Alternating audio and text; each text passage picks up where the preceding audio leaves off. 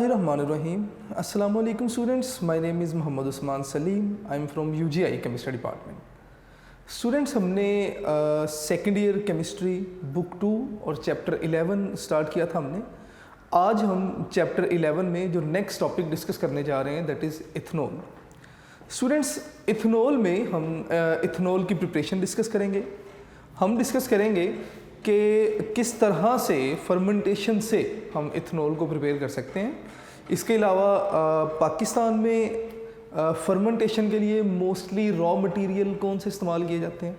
फिर उन raw materials के थ्रू फर्मेंटेशन को डिस्कस करेंगे विद बैलेंस्ड केमिकल इक्वेशंस. और इसके साथ ही साथ फिर हम देखेंगे कि किस तरह से हम हासिल होने वाली जो इथेनॉल है उससे मज़ीद उसकी कंसंट्रेशन किस तरह से इंक्रीज़ कर सकते हैं. और इसके अलावा हम डीनेचरिंग ऑफ अल्कोहल को भी डिस्कस करेंगे. तो स्टूडेंट्स हम स्टार्ट करते हैं जी अपना आज का लेक्चर. इथेनॉल. इथेनॉल क्या है? सबसे पहले तो हमें कंप्लीट इंफॉर्मेशन होनी चाहिए जी इथेनॉल की. हमने अल्कोहल स्टार्ट किया था और अल्कोहल्स फैमिली का जो सेकंड मेंबर है that is ethanol. Monohydric alcohol, ऐसी अल्कोहल जिसमें एक OH ग्रुप होगा और साथ ही साथ 2 कार्बन की चेन होगी. स्टूडेंट्स इथेनॉल को हम इथाइल अल्कोहल भी कहते हैं.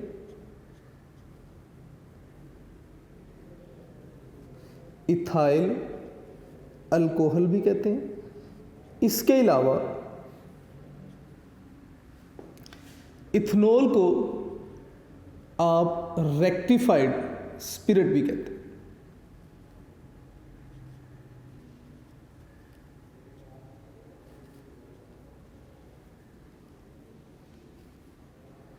कितने परसेंट इथेनॉल को हम रेक्टिफाइड स्पिरिट का नाम देते हैं ये मैं इंशाल्लाह आगे साथ साथ डिस्कस भी करूंगा. इसके अलावा आप इसे CH3CH2OH जो कि इसका मॉलिक्यूलर फार्मूला है.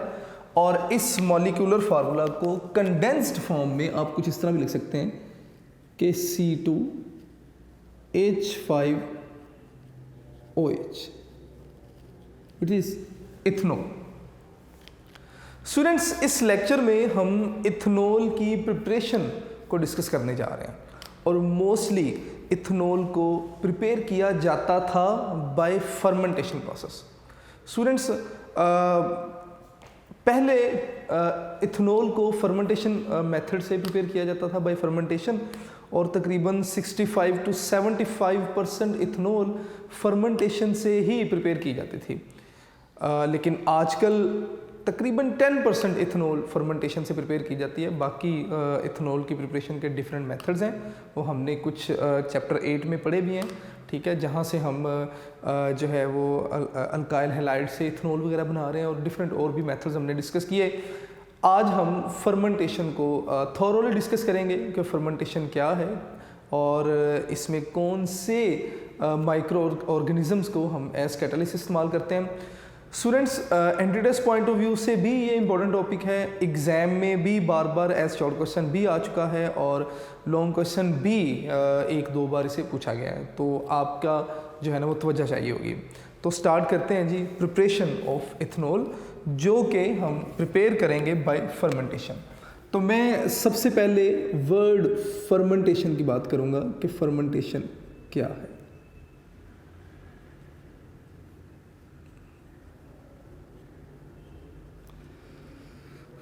फर्मेंटेशन है जी. स्टूडेंट्स ये जो वर्ड फर्मेंटेशन है ना ये फर्वर से लिया गया. मैं यहां पे लिख रहा हूं जी फर्वर जिसके मीनिंग है boil.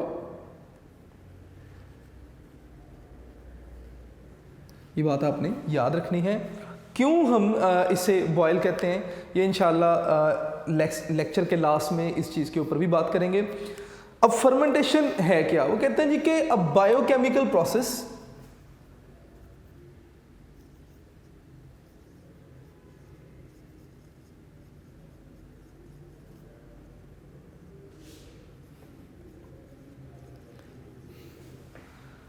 biochemical process which occur in the presence of certain enzymes which occur in the presence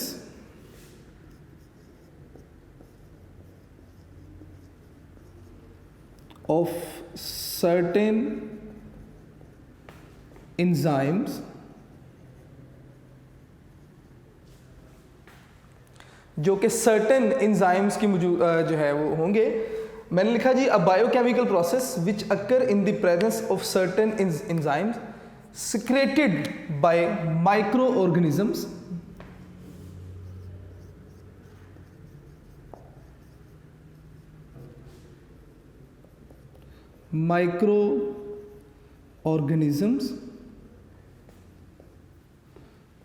such as yeast called fermentation। जी बेटे ज़रा वर्डिंग पे गौर करेंगे। सबसे पहले तो मैंने लिखा अ बायोकेमिकल प्रोसेस,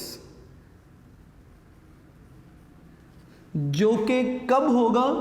अक्कर होगा इन the presence of certain enzymes, certain enzymes की मौजूदगी में ये रिएक्शन, ये प्रोसेस कंप्लीट होगा।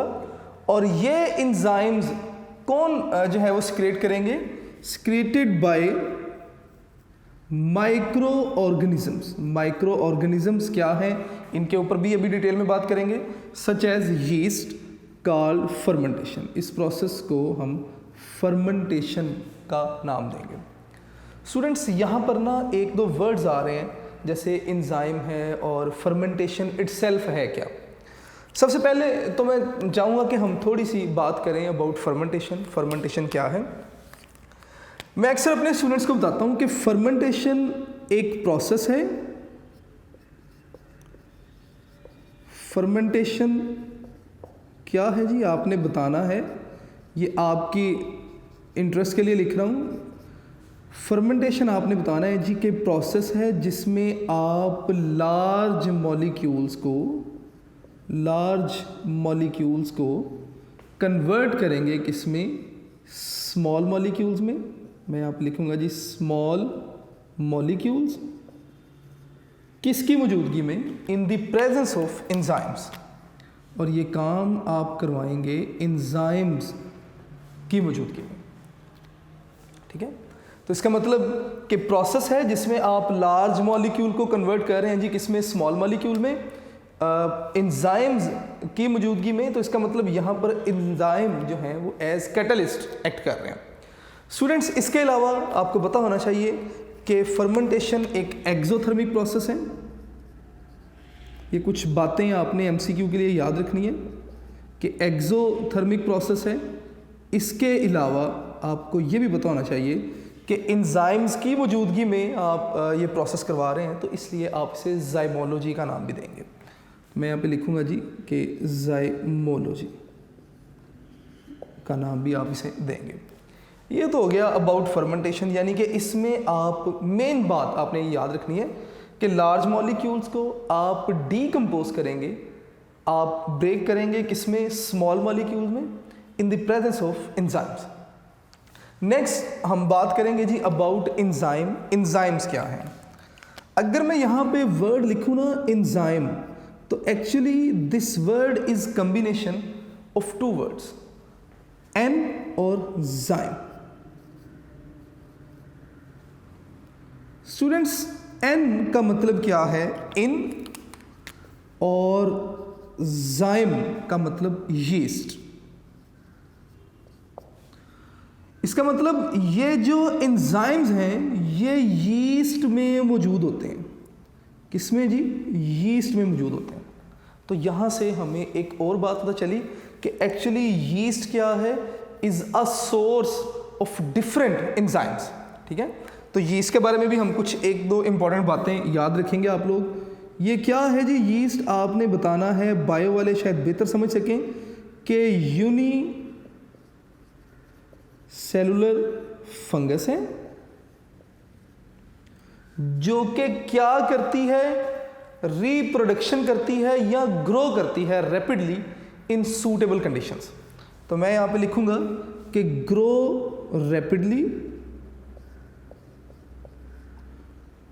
रैपिडली इन सूटेबल कंडीशंस।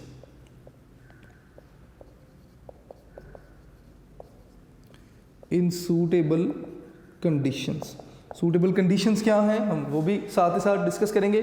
इसके अलावा इसमें लार्ज नंबर ऑफ एंजाइम्स मौजूद हैं, तो मैं यहाँ पे लिख दूंगा कि contain large number of enzymes, contain large number of enzymes, कि इसमें लार्ज नंबर ऑफ एंजाइम जो हैं वो मौजूद हैं। तो ओवरऑल अभी तक हमने क्या डिस्कस किया, हमने डिस्कस किया कि फर्मेंटेशन क्या है, बायोकेमिकल प्रोसेस, ऐसा प्रोसेस जो माइक्रो ऑर्गेनिजम्स की मौजूदगी में होगा, और ऐसे प्रोसेस को फिलहाल हम बायोकेमिकल प्रोसेस का नाम देंगे। कहते हैं जी कि biochemical process which occur in the presence of certain enzymes, और ये जो सर्टेन एंजाइम्स हैं ये कहाँ पाए जाएंगे, यीस्ट में। तो ऐसे प्रोसेस को आप नाम देंगे फर्मेंटेशन का।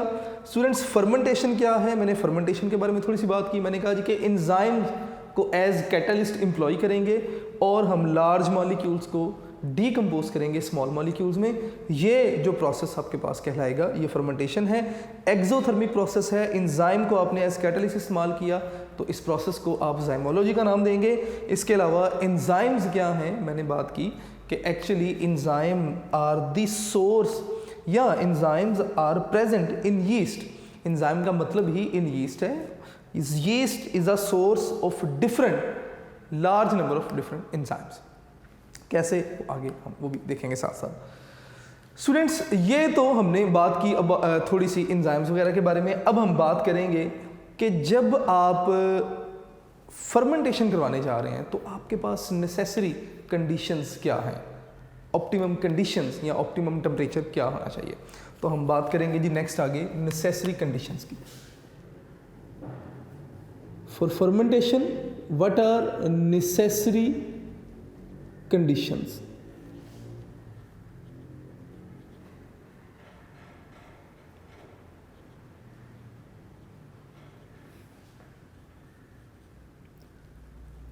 स्टूडेंट्स, 3 से 4 बातें आपने यहाँ पे याद रखनी है। नेसेसरी कंडीशंस इस केस में क्या है, सबसे पहले तो वो आपकी बुक में बात करता है अबाउट ऑप्टिमम टेम्परेचर। तो मैं यहाँ पे लिखूँगा कि ऑप्टिमम टेम्परेचर यानी कि सूटेबल टेम्परेचर जहाँ पे मैक्सिमम यील्ड आपको मिलेगी, क्या होगा, optimum temperature for this process क्या होना चाहिए। हमारी टेक्स्ट बुक कहती है कि optimum temperature is from 35 degree to 25 degree to 35 degree centigrade. मैं यहाँ पे लिखूँगा जी 25 डिग्री टू 35 डिग्री सेंटीग्रेड ले। ये ना ऑप्टिमम टेम्परेचर है, यानी कि अगर टेम्परेचर इस रेंज में रखा जाएगा तो एंजाइम्स अपना काम बेहतर तरीके से करेंगे।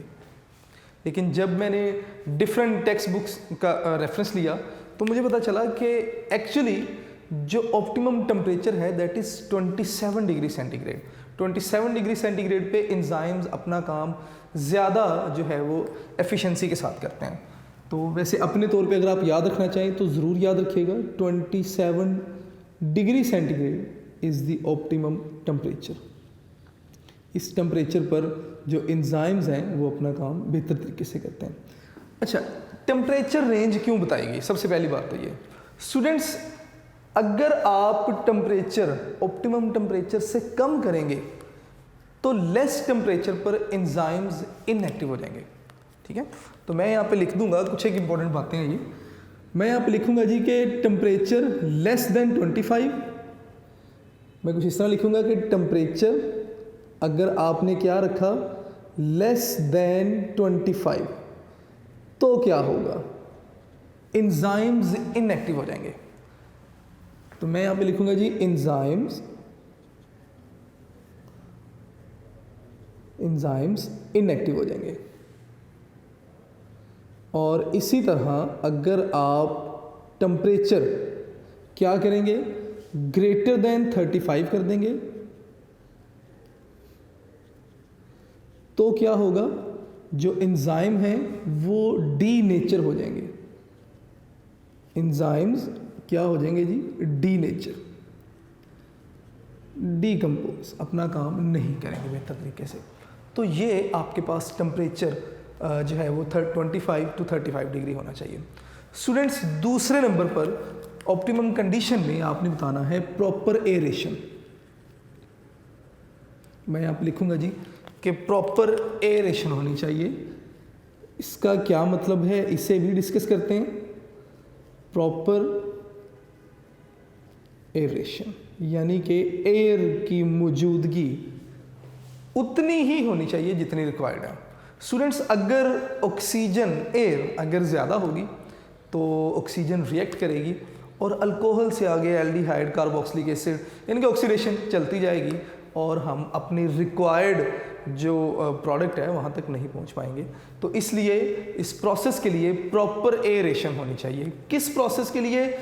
फर्मेंटेशन। हम अल्कोहलिक फर्मेंटेशन पढ़ रहे हैं यानी कि हम फर्मेंटेशन से अल्कोहल बनाने जा रहे हैं, तो दैट इज़ अल्कोहलिक फर्मेंटेशन। इस पर्पस के लिए प्रॉपर एयर होनी चाहिए। अगर एयर ज़्यादा है तो ऑक्सीडेशन होती जाएगी और आप अल्कोहल से आगे एल्डिहाइड और कार्बोक्सिलिक एसिड की तरफ मूव कर जाएंगे। इसी तरह थर्ड आपके पास जो कंडीशन है that is dilution of solution, यानी कि जो सॉल्यूशन है वो डाइल्यूट होना चाहिए। मैं यहाँ पे लिखूंगा जी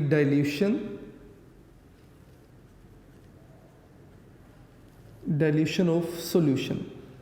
जो सॉल्यूशन है वो डाइल्यूट होना चाहिए। क्यों डाइल्यूट होना चाहिए? क्योंकि हमें पता है कि कंसंट्रेटेड सॉल्यूशन में एंजाइम्स एक्टिव नहीं रहते, इनएक्टिव हो जाते हैं। मैं यहाँ पे लिख देता हूँ कि in concentrated solutions enzymes become inactive. मैं यहाँ पे लिखूंगा जी कि enzymes become inactive in concentrated solutions. अगर सॉल्यूशन कंसंट्रेटेड होगा तो एंजाइम उनमें इनएक्टिव हो जाएंगे। तो इसका मतलब एंजाइम्स को एक्टिव रखने के लिए हमें सॉल्यूशन भी डाइल्यूट रखना पड़ेगा। एंड स्टूडेंट नेक्स्ट आपके पास जो नेसेसरी कंडीशन है that is absence of any preservative.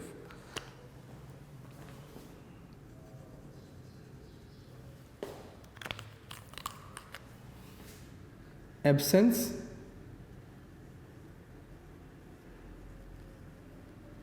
of any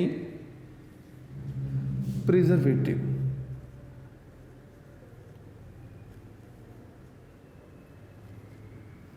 student preservatives क्या करते हैं? प्रिजर्वेटिव एंजाइम्स की कैटालिटिक एक्टिविटी को कम करेंगे। यानी कि प्रिजर्वेटिव है क्या? ऑब्वियसली जो कि प्रिजर्व करते हैं बैक्टीरियल प्रोसेस को, या आप ये कह सकते हैं कि माइक्रो ऑर्गेनिज्म के प्रोसेस को क्या करेंगे, ये रोकेंगे। तो इसलिए हमें प्रिजर्वेटिव की एब्सेंस चाहिए होती है ताकि माइक्रो ऑर्गेनिज्म जिन्होंने एंजाइम्स आगे प्रोड्यूस करने हैं इनके जो है वो प्रोसेस को या इनकी एक्टिविटी को रिटार्ड ना किया जा सके। तो ये कुछ बातें आपने याद रखनी है। इसके बाद हम नेक्स्ट बात करेंगे रॉ मटेरियल्स के फर्मेंटेशन के लिए रॉ मटेरियल्स क्या है।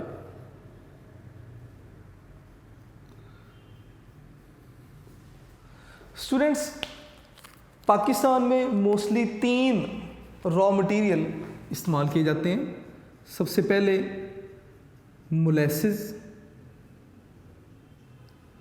मोलेसिस को आप एज रॉ मटेरियल इस्तेमाल करते हैं for fermentation to produce alcohol, to prepare alcohol, ठीक है। इसी तरह नेक्स्ट आपके पास स्टार्च आ जाता है। स्टार्च ग्रेन लिख लें आप इसे तो ज़्यादा बेहतर है। और third one is fruit juices.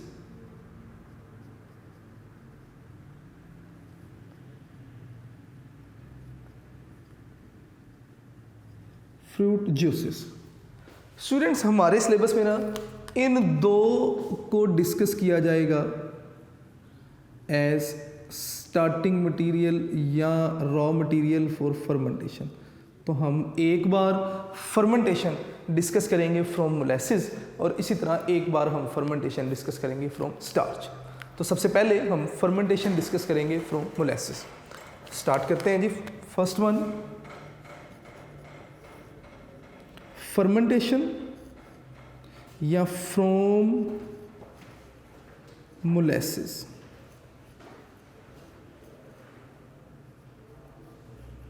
Molasses से किस तरह हम इथाइल अल्कोहल प्रिपेयर कर सकते हैं।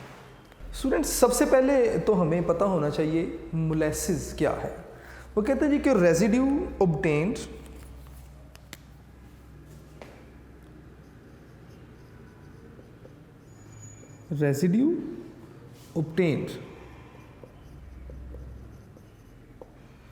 after crystallization, residue obtained after crystallization of sugar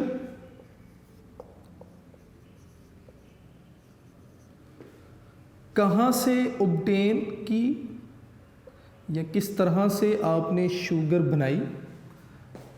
from sugar cane juice. Students, अब ये मोलेसिस को समझने के लिए थोड़ा सा आपको गौर करना पड़ेगा।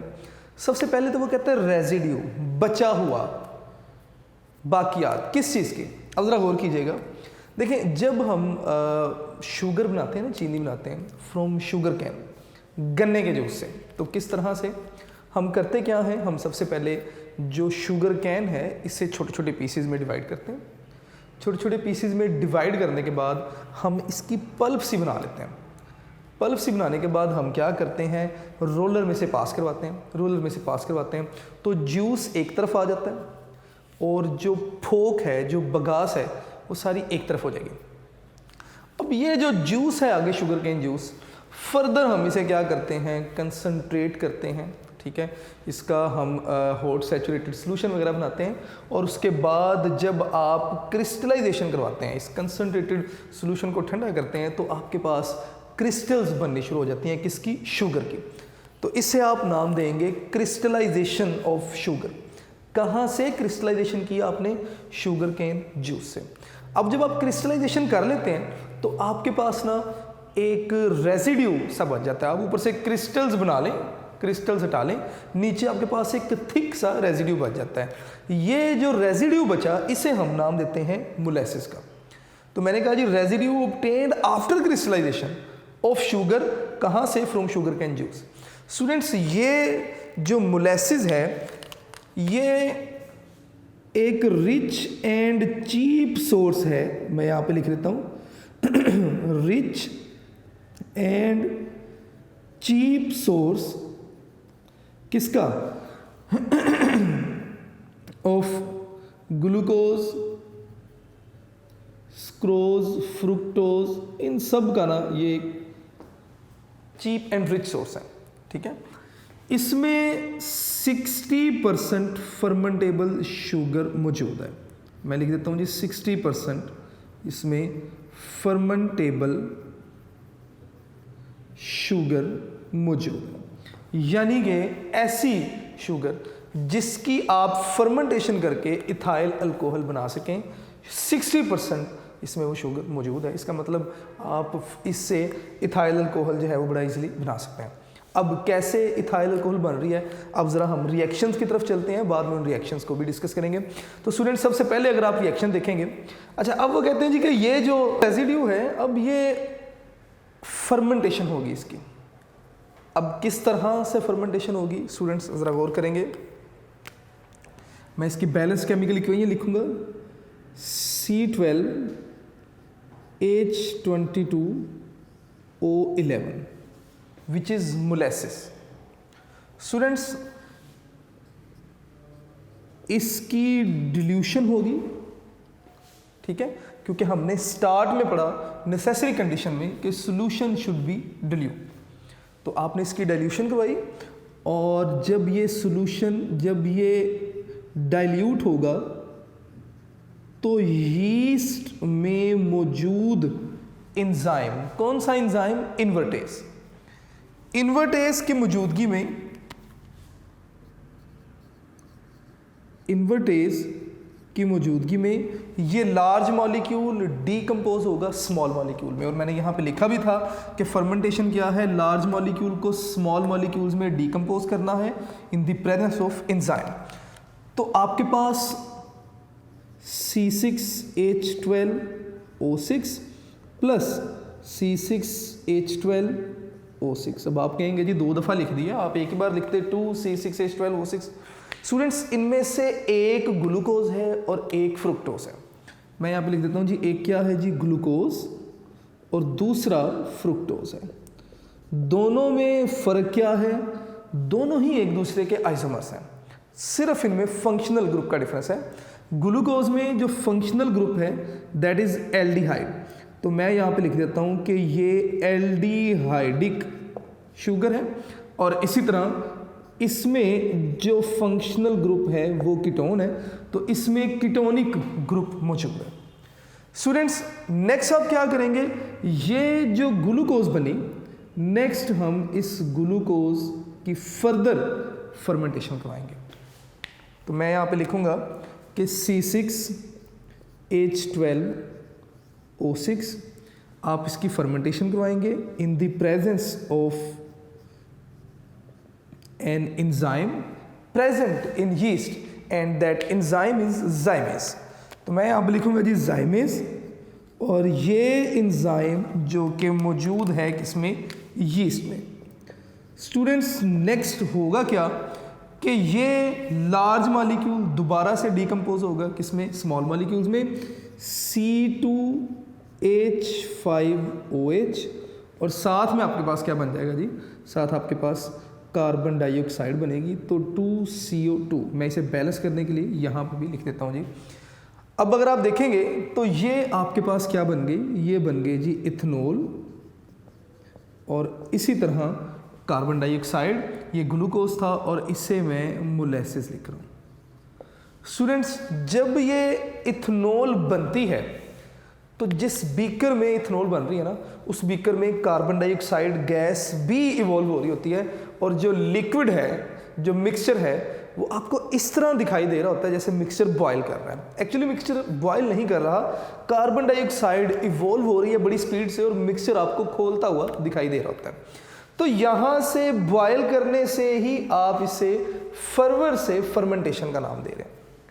तो स्टूडेंट्स आज हमने इस लेक्चर में डिस्कस किया कि इथेनॉल, जिसके आप इथाइल अल्कोहल भी नाम दे सकते हैं, रेक्टिफाइड स्पिरिट भी कहेंगे, कब, अगर ये 95% होगी तो। इसके अलावा फार्मूला लिखा, आप इसे स्पिरिट ऑफ वाइन का नाम भी दे सकते हैं, आप इसे ग्रेन जो है वो अल्कोहल का नाम भी दे सकते हैं। हमने सीखा कि किस प्रोसेस से बनाएंगे आप इसे, इन प्रोसेस में जो टर्मिनोलॉजीज आ रही हैं वो क्या हैं, और उसके अलावा ऑप्टिमम कंडीशंस, नेसेसरी कंडीशंस क्या हैं, और उसके बाद हमने रॉ मटेरियल्स में से एक मोलेसिस के थ्रू अल्कोहल की, इथेनॉल की प्रिपरेशन डिस्कस की। इंशाल्लाह नेक्स्ट लेक्चर में हम प्रिपरेशन ऑफ इथेनॉल देखेंगे, यानी कि इसी लेक्चर की कंटिन्यूटी होगी जिसमें हम स्टार्च से इथेनॉल की प्रिपरेशन को डिस्कस करेंगे। स्टूडेंट्स अपने लेक्चर नोट्स ज़रूर बनाइएगा और अपना ढेर सारा ख्याल रखिएगा। अस्सलाम वालेकुम।